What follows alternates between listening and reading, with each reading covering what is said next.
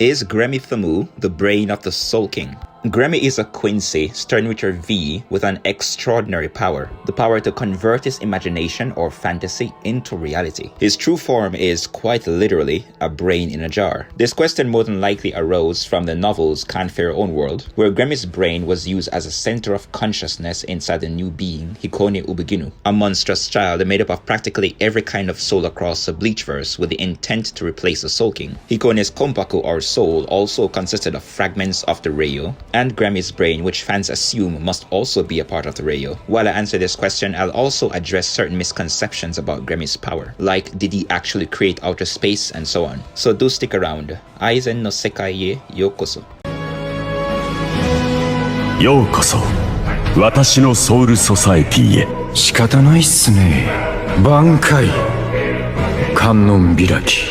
紅姫改め。 Following the creation of the three worlds, pieces of the Reio were scattered across reality, which are now referred to as fragments of the Soul King. Many of these fragments ended up inside human beings, where they functioned like Hogyokus and turned their attachments into reality. According to Can't Fear Your Own World, this is how the Fullbringers came to be, and Hollows attacked Fullbringers in the first place because they felt that radiative power coming from them. Some Soul King fragments have been identified. Aura Michibane, the Fullbringer, possesses the chain of the Soul King. Rangiku Matsumoto once possessed one of the Soul King's nails. However, Sosuke Aizen removed that nail from her and fed it to his Ogyoku. Other major parts of the Reio have been identified, Yuha Baha being an accumulation of some of Reio's powers, and Sternritter C, the compulsory per Nida Parkjas, has been identified as the Soul King's left arm, with Mimihagi being the right arm. Furthermore, Gerard Valkyrie has been identified as the Soul King's heart, or a vessel for the Soul King's heart. So it begs the question, is Gremmy, the brain, another piece of the Soul King? Firstly, it was never stated that he is not the brain of the Soul King. However, conversely, it was never stated that he is the brain of the Soul King. They mention fragments of the Soul King, as in not only one, but many. Then the brain, Gremmy, was mentioned separately as a singular thing. But it is noteworthy that the novel does distinguish between Gremmy and the fragments. That is, they mention the fragments, then mention Gremmy's brain as a separate component. So the answer is no, the novel did not say that Gremmy is the Soul King's brain. In fact, they distinguish between the brain and the Soul King's fragments. Next question, did Gremmy create outer space? And the answer based on the novels is yes. In fact, it is directly stated that he instantaneously created outer space. Furthermore, it is said that he materialized a meteorite and outer space itself. Furthermore, the term itself was used to emphasize that outer space was in fact genuine.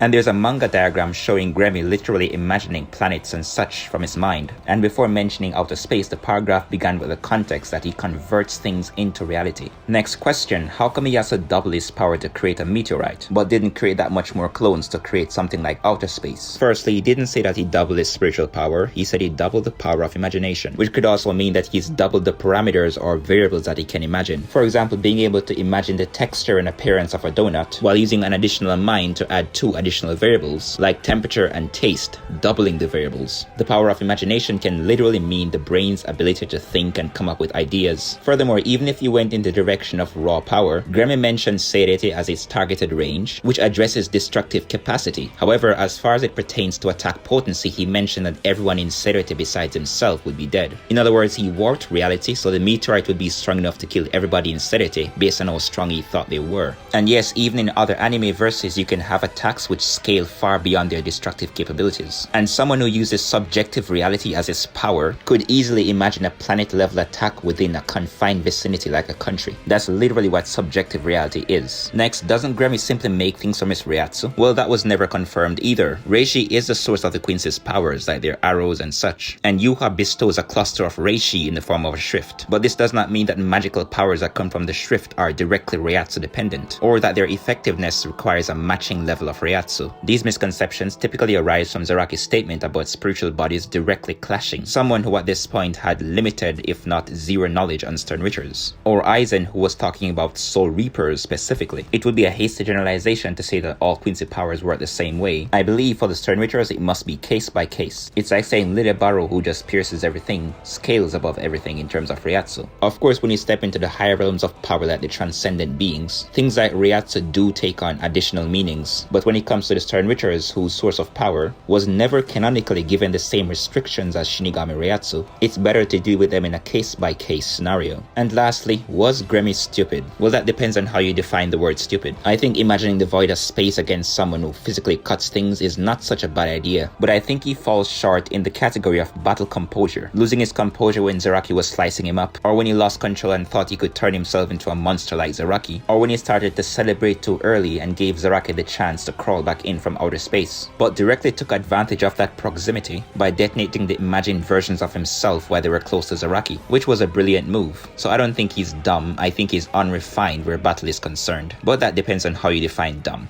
Cheers.